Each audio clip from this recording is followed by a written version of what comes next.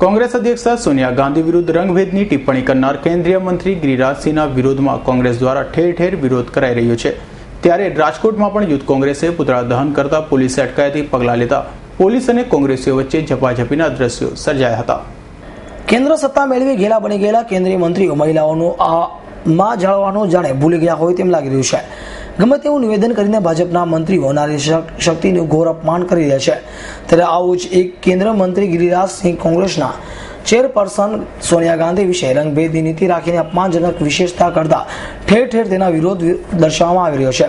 અને આઝાદી અપાવનાર પરિવારના પનોતા પુત્રના વિધવા પુત્ર વધુ માટે આ ભાન ભૂલી ગયેલી સરકાર મંત્રી દ્વારા આ રીતનું અપમાનજનક નિવેદન કરવામાં આવતા આજે તેના વિરોધમાં રાજકોટ શહેર મહિલા મોરચો દ્વારા ત્રિકોણ જંગ ચોક ખાતે સૂત્રોચ્ચાર કરી મહિલા વિશે અભદ્ર વર્તન કરનાર મંત્રી સામે બંગડીઓ ઘા કરી વિરોધ દર્શાવવામાં આવ્યો હતો। આ ઉપરાંત ગિરિરાજસિંહ પુતળા દહન પણ કરવામાં આવ્યું હતું। આ પ્રસંગે બંદોબસ્તમાં રહેલી પોલીસ દ્વારા એક કોંગી કાર્યકર અને મહિલા કાર્યકરોની સહિતનાની ધરપકડ કરાતા મામલો બીચક્યો હતો।